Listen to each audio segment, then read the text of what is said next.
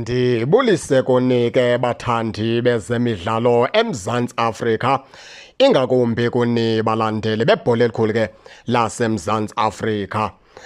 Apha ke sizawuza nemeko ke kaStanley Nwabali. uStanley Nwabali ke kuvaka into yokubana ke Kaizer Chiefs inkqenkqeza phambili ekubekeni offer phaa kuye. Ngokwankangeleko ke Kaizer Chiefs ifuna ukumfumana umfana omdala angene phaa kwiqela ke leKaizer Chiefs. Kodwa ke loo nto ke baphulaphuli ke ayikapasi sonke sesikweni, ayikahambile phambili. Kodwa ke zithi impukane ezihlaza Kaizer Chiefs ibeka ioffer phaa ngakuStanley Nwabali. Emveni kokubana ke Kaizer Chiefs ukubona kanti okubana ke uNtwari lo ekusengathi umfana omdala ukuhamba okuqinisekiwe ngaliba umfana omdala ufuna ukuhamba phaa kuqela leKaizer Chiefs. Ndicinga uba ke Kaizer Chiefs ke ngoku izama ukwenza unako into yokubana ke mayifake uNwabali njengoo-goalkeeper ozoreplace uNtwari njengoo-goalkeeper ke ozoba namava. Baphulaphuli ke selapho ke into ke kaStanley Nwabali.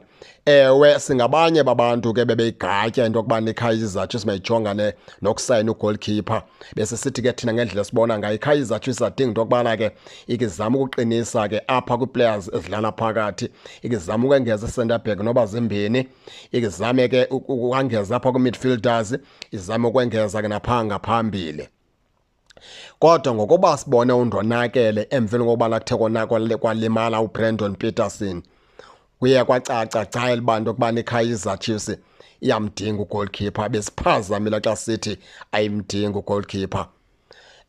iKaizer Chiefs ngokwendlela endibona ngabo kumele uba ishiye phaa xa ifaka imfumana uNwabali, ishiye phaa uPeterson, ishiye phaa le nkwenkwanyana ke incinci.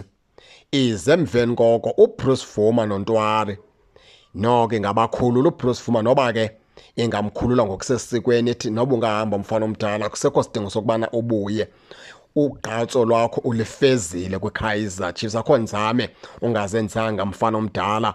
Siyabulela ngemisebenzi yakho zonke seasons zide zibe yi-10, sibulela kakhulu sisebenzile.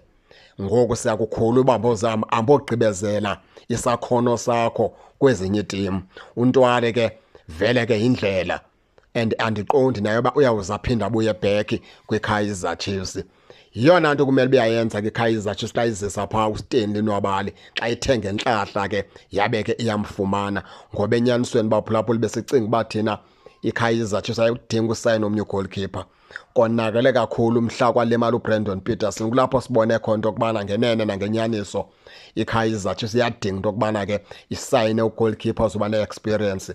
Ugoalkeeper ozothi xa engekho uBrandon Peterson akwazi ukuma kwezapali, ugoalkeeper ozokwazi uphikisana noBrandon Peterson phaa kulaa position number 1. Ndicinga uba ke iKaizer Chiefs xa nokwenzeka intlantla ke imsayine uNwabali ngaba ke ithole ugoalkeeper. Injalo ke baphulaphuli ngifuna nani ke ningene nitsho into yokubana ke niva njani le meko kaStanley Nwabali neKaizer Chiefs. Nize ke ningakhohlwa usubscribe kule channel ukuze ningaphoswa zezemidlalo endizanothulela zona kwixa elizayo kakuhle babukeli.